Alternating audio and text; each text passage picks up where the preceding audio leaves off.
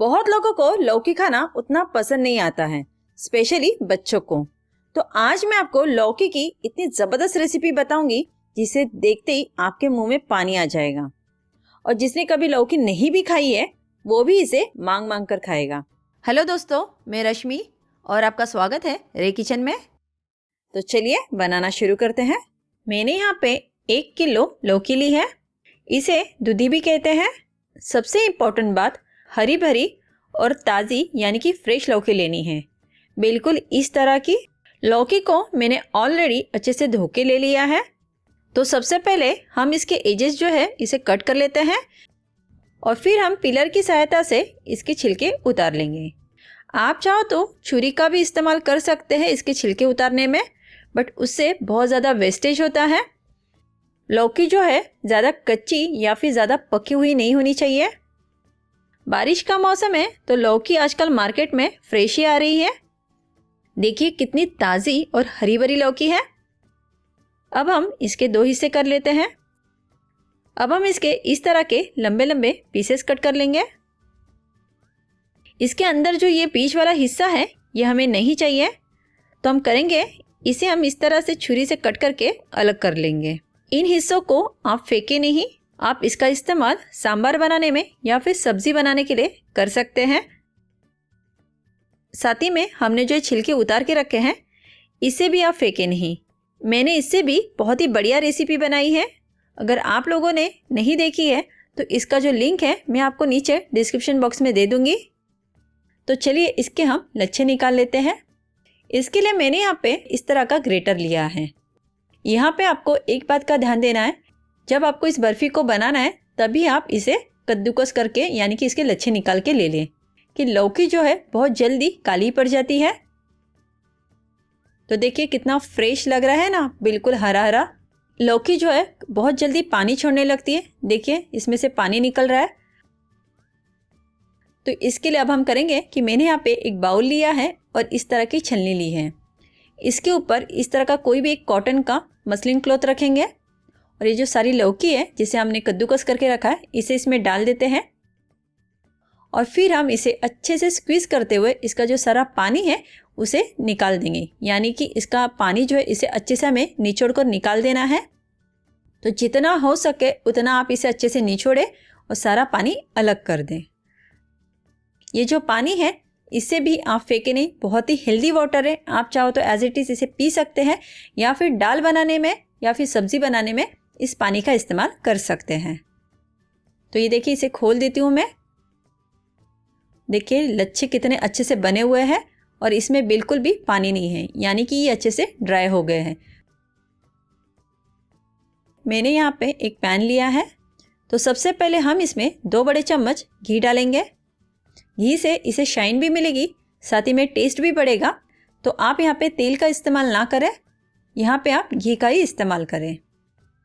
घी गरम हो गया है तो सबसे पहले जो हमने लौकी है इसे डाल देते हैं और घी में ही लौकी को 2 से 3 मिनट के लिए अच्छे से भून लेंगे, जिससे कि पूरी लौकी में घी का फ्लेवर आ जाए। आँच को जो है मैंने यहाँ पे लो टू मीडियम के बीच रखा है। इसे लगातार चलाना बहुत ज़रूरी है, जिससे कि लौकी जो है वो जले नहीं। तो आपने देखा है कि लौकी की कोई भी चीज़ें मैंने वेस्ट नहीं किए, छिलका हो, बीज हो या फिर पानी हो, सभी का मैंने इस्तेमाल किया है। तो आप भी कोई भी चीज़ों को वेस्ट ना करें, बहुत ही हेल्दी है। तो सारी चीज़ों का अच्छे से इस्तेमाल करें जैसे कि मैंने आपको कहा है। तो 3 मिनट हो गए, लौकी लगभग अच्छे से भून गई है, बट अभी भी ये कच्ची है। तो अब हम करेंगे इसे ढक देंगे और धीमी आंच पे इसे और 2 मिनट के लिए पकने देंगे। बीच बीच में हम इसे चलाते रहेंगे। 2 मिनट हो गई है, लौकी आधी कुक हो चुकी है, यानी कि 50% पक चुकी है। अभी भी इसमें कसक थोड़ी सी बाकी है। तो अब हम करेंगे कि इसमें हम दूध ऐड करेंगे। तो मैंने यहाँ पे 1 कप दूध लिया है जो कि रूम टेम्परेचर वाला है। मैं यहाँ पे मावा यानी खोया का इस्तेमाल नहीं कर रही हूँ। अगर आप मावा का इस्तेमाल कर रहे हो तो आप दूध के बजाय मावा भी इसमें डाल सकते हैं। अब इसे अच्छे से मिक्स कर लेते हैं और फिर से अब हम इसे ढक देंगे, जिससे कि जो हमारी लौकी है वो दूध में अच्छे से पक जाए। ढककर पकाने से लौकी बहुत ही जल्दी कुक हो जाएगी। बीच बीच में आप इसे चलाएं ज़रूर। देखिए दूध जो है अब पूरी तरह से सूख गया है, लौकी भी अच्छे से पक गई है। इसमें हमने मावा या खोया का इस्तेमाल नहीं किया है, उसके बावजूद भी आप देख सकते हैं कि दूध डालने की वजह से इसे एक बहुत ही प्यारा टेक्सचर मिला है। बिल्कुल मावा या खोया डालने के बाद जो क्रम्बल्स नज़र आते हैं उसी तरह से इसमें भी नज़र आ रहे हैं। तो अब तक इसमें हमने चीनी का इस्तेमाल नहीं किया है, तो यहाँ पे मैंने 6 बड़े चम्मच साबुत चीनी ली है। आप चाहो तो पीसी हुई चीनी का भी इस्तेमाल कर सकते हैं। चीनी कम या ज़्यादा ये पूरा आपके ऊपर डिपेंड है कि आप कितना मीठा पसंद कर रहे हो, पर 6 बड़े चम्मच इसके लिए सफिशेंट है। साथ ही में मेरे पास यहाँ पे लगभग 1 बड़ा चम्मच बारीक कटा हुआ बादाम है, तो आप यहाँ पे ड्राई फ्रूट्स कोई भी अपने पसंद अनुसार डाल सकते हैं। यहाँ पे मेरे पास 1/4 छोटा चम्मच इलायची का पाउडर है। इसी के साथ मैं 2 से 4 बूंदे केवड़ा वाटर के डालूंगी। अगर आपके पास केवड़ा वाटर नहीं है तो आप इसे भी स्किप कर सकते हैं, आप सिर्फ यहाँ पे इलायची का पाउडर का इस्तेमाल कर सकते हैं। तो यहाँ पे मैंने आधा कप डेसिकेटेड कोकोनट लिया है। आप इसके बावजूद बना सकते हैं, बट इसके साथ इसका जो टेक्सचर है, उसका जो टेस्ट है बहुत ही बढ़िया आता है। और यहाँ पे मैंने 3/4 कप मिल्क पाउडर लिया है, क्योंकि इससे इसे रिचनेस मिलेगा, उसे एक बाइंड भी मिलेगा। तो चलिए अब हम इन सारी चीज़ों को अच्छे से मिलाते हुए मिक्स करेंगे, और इसे तब तक मिलाना है जब तक कि चीनी जो है पूरी तरह से मेल्ट ना हो जाए और ये एक अच्छा सा गाढ़ा मिक्सचर ना बन जाए। तो देखिए सारी चीज़ें अच्छे से मिक्स हो गई है और हमारी जो चीनी है वो भी अच्छे से मेल्ट हो गई है। तो लगभग मैं इसमें 1 छोटा चम्मच के करीब कलर डालूंगी और इसी के साथ इसको अच्छे से मिक्स करूंगी। लौकी ग्रीन कलर की होती है, इसलिए मैं यहाँ पे ग्रीन कलर डाल रही हूँ। आप चाहो तो इसे एज इट इज़ इसका जो नेचुरल कलर है इसमें भी रख सकते हैं।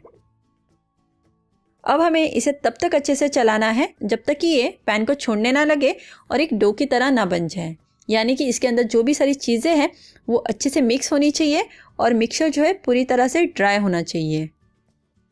और अगर आपने मेरे चैनल को अब तक सब्सक्राइब नहीं किया है तो सब्सक्राइब करें और बेल आइकन को प्रेस करना ना भूलें। अब हम इसमें और 1 बड़ा चम्मच घी डालेंगे और घी के साथ फिर से इसे भूनेंगे, जिससे कि हमारी जो बर्फ़ी है उसे शाइन मिलेगी और ये बहुत ही अच्छा टेक्सचर भी आएगा।